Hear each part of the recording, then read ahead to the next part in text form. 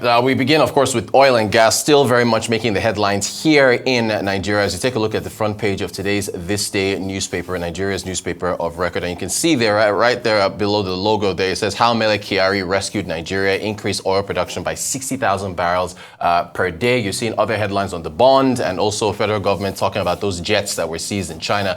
There are still issues in the downstream sector. Arise News, of course, filed a report yesterday on Nigeria's never-ending fuel scarcity. Front page of the Daily Trust, petrol pump pricing nearing 1,000 naira per litre in FCT and other states. There's also a notice, of course, from the Dangote Group, remember earlier this week, saying that they wouldn't be fixing PMS prices. That, of course, coming out from a conversation the Punch had with someone from the Independent Petroleum Marketers Association of Nigeria. And then, of course, remember the headlines around the Port Harcourt Refinery from the Punch newspaper and also from This Day, saying that there were delays in the refinery revamping or restarting its operation. So lots to discuss. We are very happy to have the Managing Director and CEO of Financial Derivatives Company Limited, renowned economist, Mr. Bismarck Rewane. Good morning to you, sir. Thanks for joining us on a Friday. I guess, macro view, how have you seen oil prices moving as far as Brent is concerned? I think the conventional logic seems to point to the fact that the price of oil will hang around $80 a barrel. And what does $80 a barrel mean for Nigeria?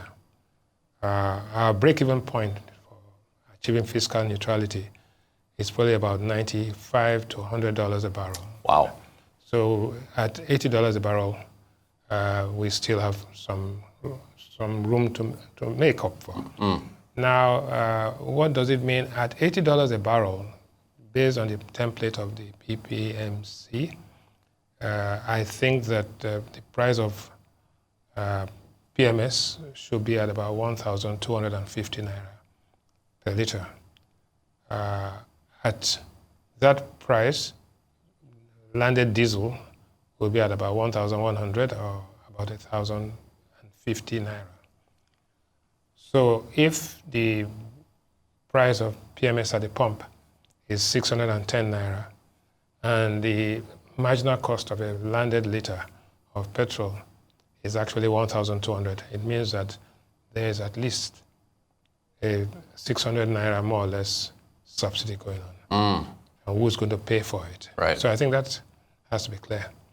Secondly, that Nigeria has also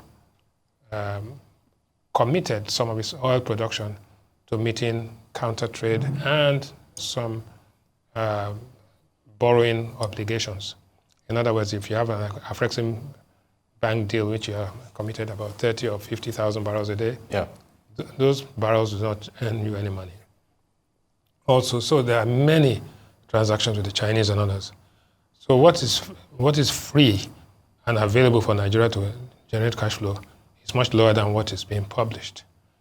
Secondly, the fact that in the joint venture transactions, for every 100 barrels that come out, the Nigerian take is maybe only about 55 or 60. The operator takes the other 40, and those are commitments. So it's not as easy as just taking out your calculator and multiplying 80 by 1,300 and say this is Nigeria's revenue. What accrues to the Nigerian government is much lower than what your calculator will point out to you. Yeah. Also, the fact is that there are three types of assets there. There's the land and swamp assets, there's the offshore, and then there are deep water. In the offshore and deep water assets, there are production sharing contracts, where the Nigerian take is much lower because the entire risk is borne by the operator. Operators, yeah. So I think it is important that that is understood. But so one, production levels guided by OPEC quota. Two, that our share is confined to what are either the JV or the production sharing contracts. The JVs are more lucrative, while the other ones are less lucrative. Finally, in terms of understanding the refining capacity of Nigeria and how it translates to the man on the street. So at what is the level of efficiency of those refineries, the old ones, which are being maintained or turned around, and the new one, which are the modular refineries and the Dangote Refinery, which is the single largest single train refinery in the world. I think so. It's good to contextualize the the oil and gas industry, Yeah. because there's a lot of misunderstanding. Some of it deliberate, most of it out of the arrogance of ignorance. Thank you so much for that. So thank you. Like that dovetails into the domestic issues that we've been seeing between, I guess, the Dangote Refinery and the regulators. What would you want to touch on first? As far as the Dangote Refinery, I think FDC has a summary on its importance. We're going to put that up. Maybe we can start there in terms of what this refinery means to the economy. First and foremost, the global refinery business has now migrated into what you can call a hub and spoke business. So there are definite hubs for refining: Rotterdam, Singapore, Houston, and so on. So from there, the refined products go into the markets. Secondly, refining business is a high volume, thin margin business. Thirdly, the bargaining power of the suppliers are probably more than the bargaining power of the buyers, because there are few suppliers while there are numerous buyers. So it's an imperfect market, but there is competition. And it's determined by so many factors. One, the price of crude. Two, the cost of refining. Three, the location. And four, the dynamics of the global economy. And talking about the global economy, and I forgot to point that out, that it's an election year in the US. The price of oil at the pump is a critical factor in determining the favorability of any government. Like we have 85 or 87 days to an election, and a couple of things are coming out. The momentum is behind Harris. The interest rates are going to drop. The economy is doing, the jobless claims have dropped. And, the price of, so if interest rates come down and mortgage payments drop, and the price of oil stays low, then it will seem as if the stars are aligned for Harris. But also there are factors which are going to go the other way. It's too early to call, but we know that this election, anything can happen. Like they say, 24 hours is a long time in politics. So bearing that in mind, for us in Nigeria, that's why I said $80 a barrel seems to be the point, the equilibrium point at this time. If that is the case, we now need to understand that what was the purpose of the Dangote Refinery? First and foremost was to guarantee quality and quantity. That's guaranteed. What Dangote Refinery does not do and cannot do is to guarantee to sell at a price lower than its cost. I think that's, so let's get that clear. Get that straight, yeah. All right, so, and the discussion recently has been kind of confused. People talk about quality, people talk about monopoly, people talk about, subsidy and price, people talk about turnaround maintenance, people talk about NNPCs. So let's get one thing clear. One, Dangote can produce as much as Nigeria needs and cover the whole of West Africa. Two, that Dangote, the quality of Dangote's product is not in question. If there was a question about it, somebody who had bought his diesel recently would have complained. You can't keep, last time we had substandard fuel in Nigeria, people had their valves. And it doesn't take a day or two before everybody starts complaining. So the fact that the products have been in the market for months now, and there's been no complaint, tells you that the quality is okay. Three, that it changes the dynamics of that industry. Before now, Nigeria gives out crude to Trafigura and Petrol and others. They refine and bring it back, right? When they bring it back, the entire downstream industry in Nigeria was based on some fundamental assumptions which have changed. One, the Nigeria refineries will never work, that Lagos port will be the only port in which you bring it in. Three, that you're going to have tank farms all over the place. And four, that subsidies will continue to be paid, right, no matter what. And five, smuggling across West Africa is going to be the game in town. Those things have changed dramatically. So what you expect is that when there's a change of the dynamics of an industry, the enlightened self-interest will begin to reposition themselves. So I call this the adjustment phase, where everybody comes to terms with the reality that there's a big refinery around there, and this will be the West African hub. So it's not just about the Nigerian market, but across the whole of West Africa. Secondly, that it is efficient, much more efficient than the old refineries that are being turned around.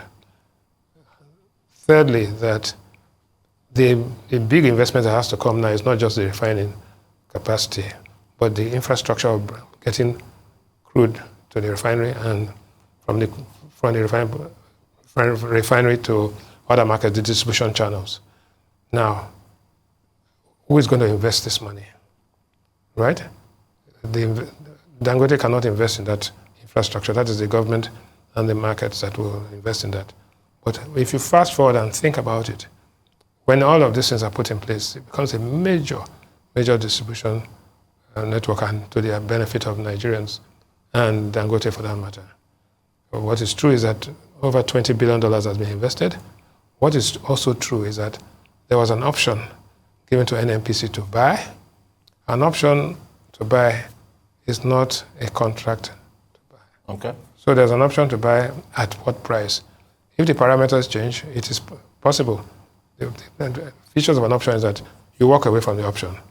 But was an option designed and priced in a manner that there's a penalty for it? This is a completely different story.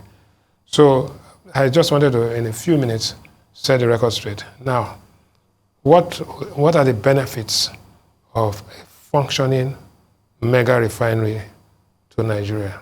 The benefits are simple. One, your quantity is guaranteed. Your quality is guaranteed. The effective price has to be determined by the parties, right? And that what is the price a normal consumer pays for gasoline?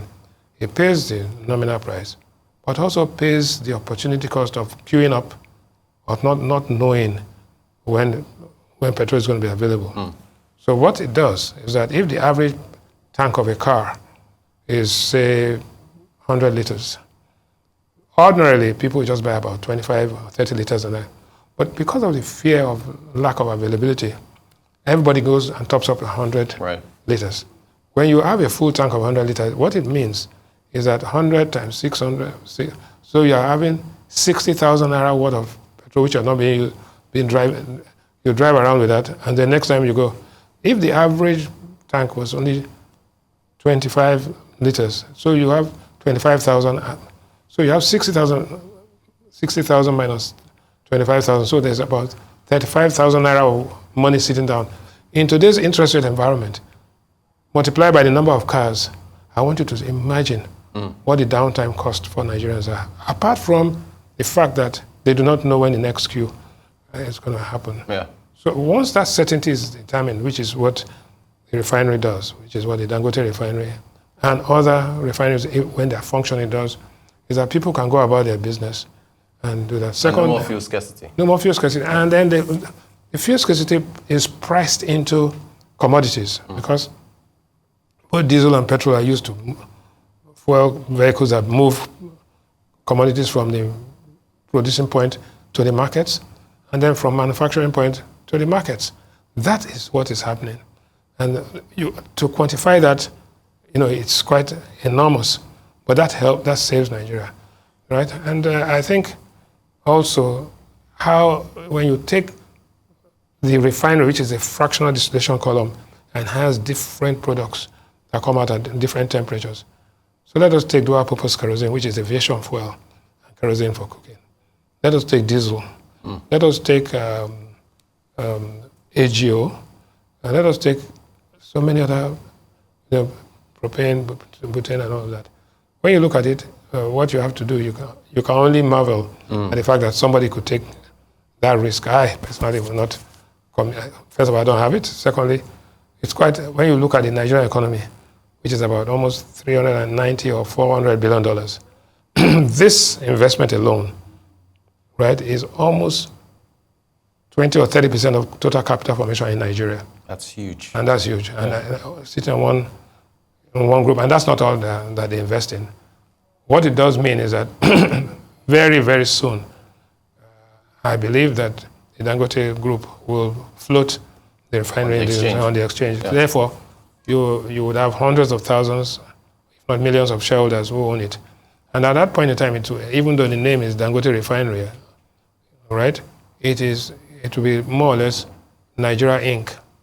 Okay. Mr. Rewane, we'd love to keep you as long as possible. We're out of time. We'll have to have you back to talk more about the oil and gas and the Nigerian economy. Thank you so much for taking the time to break things down about the importance of the refinery to the wider economy. We really appreciate your time.